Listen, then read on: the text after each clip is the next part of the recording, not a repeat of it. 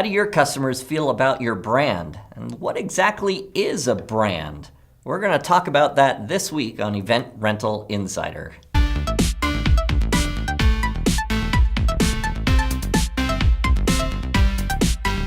When I say the word brand, certain images might come to mind, like Coca-Cola or Budweiser. Those are companies that have spent millions of dollars, if not hundreds of millions of dollars, on their brand. Now, often people confuse the term brand with a logo or an image of a company. And really, when we say brand, we're referring to how does the customer perceive you as a company as a whole? What kind of feelings are stirred up when they hear your name? Now, I've had a lot of people that say, well, branding is very important, and they talk about their logos on their shirt and wrapping their trucks and making sure that their contracts have full color logos in the upper left-hand corner. And I fell into that same trap. Now, I'm not saying that any of those things are bad. In fact, if you can afford it, go for it. The more, the better. But let me throw out some caveats. We were spending a lot of money on embroidered shirts that were in full color with our logo. I was handing those out to our team. Every time I hired a new person, they would get a couple of shirts. We wrapped our vehicles. We were doing full color printing on our contracts, doing beautiful postcards. And one day I was delivering, this is early on when I was still delivering, and I showed up and the quote from the customer was, "Oh, thank goodness you actually showed up."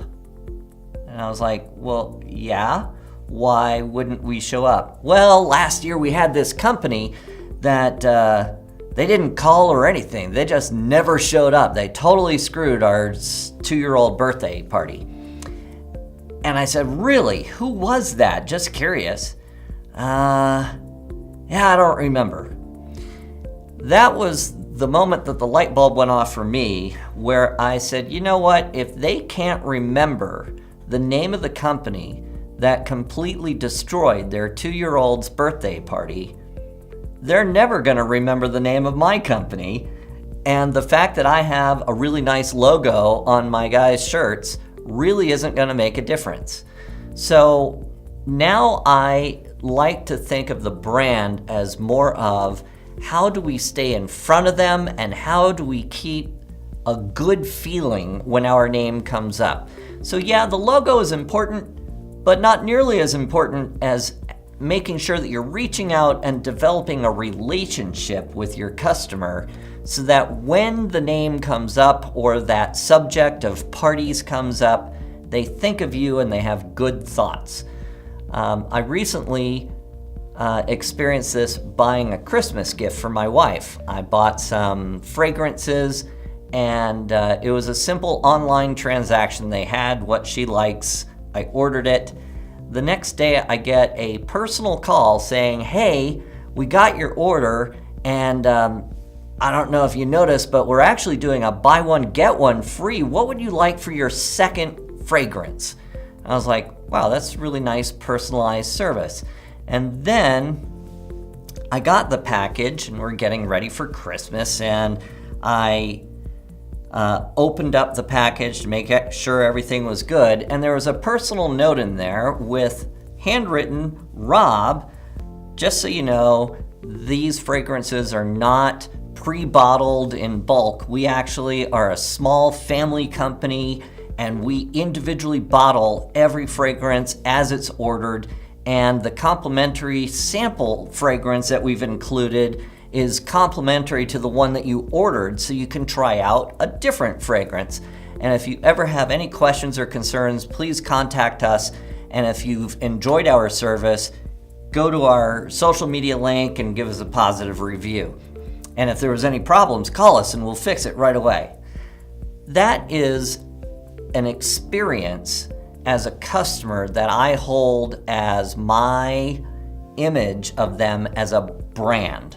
So now when I think of this place called the Fragrance Shop that I ordered from online, I now think, all right, it's a small company and they care about their customers. I would rather do business with them in the future than some no-name company. So I would put those types of stories in, and we've talked about this in the past. It's part of that building the relationship with the customer that they know, like, and trust. Well, now we're tying that into the brand. So when I think of their company, I think of a good experience.